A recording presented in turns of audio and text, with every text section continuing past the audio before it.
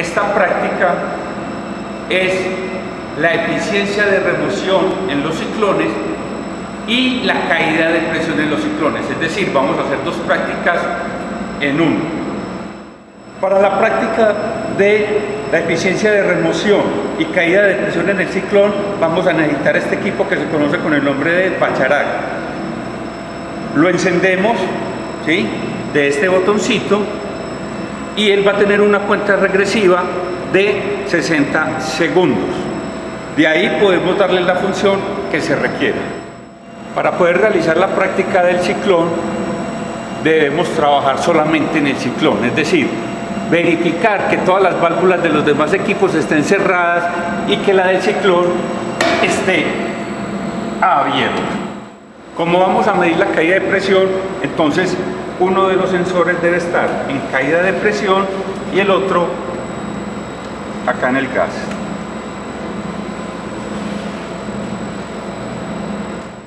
Para efectos del video voy a escoger una velocidad de rotación relativamente baja, de modo que no interfiera con la grabación.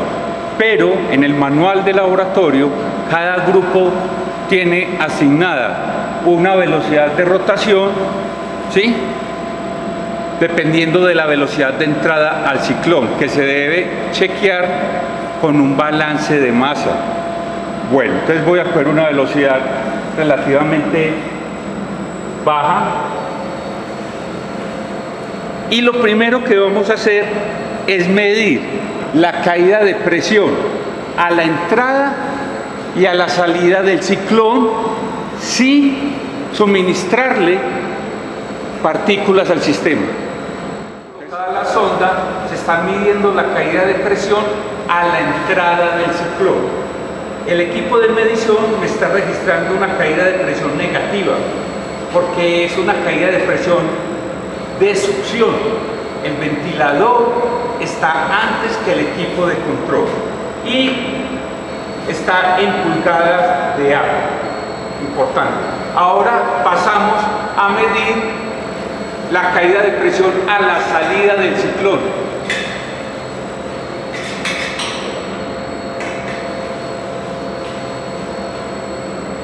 Nuevamente me da un valor negativo, ¿sí?, porque el ventilador está antes que el equipo de control, pero su valor es mayor. Entonces, ¿cómo obtenemos la caída de presión? Al valor de entrada se le resta el valor de la salida y esa es la caída de presión en el ciclón. Este ejercicio lo tenemos que hacer dos veces: cuando no estamos suministrando partículas y cuando estamos suministrando las partículas. Como en esta práctica vamos a medir la eficiencia de remoción y también la caída de presión, entonces debemos introducir partículas cuando yo le diga ya y le dé inicio al cronómetro. Recuerden que debo ingresar partículas hasta cierta cantidad de tiempo para poder determinar la concentración. Ya. En este momento, otra persona debe estar midiendo la caída de presión a la entrada y a la salida del ciclón, porque cambia cuando hay presencia de partículas. Esta ventanita generalmente no viene en los ciclones. Como es un equipo didáctico, se le hizo la ventanita para ver cómo las partículas viajan en forma ciclónica a través del equipo de control. En un momento vamos a ver cómo viajan las partículas.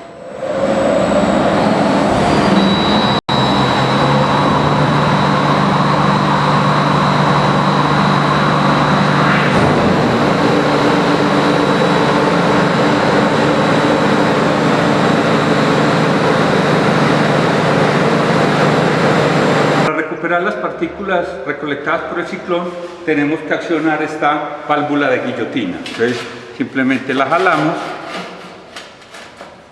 y ahí vemos cómo van cayendo las partículas recolectadas.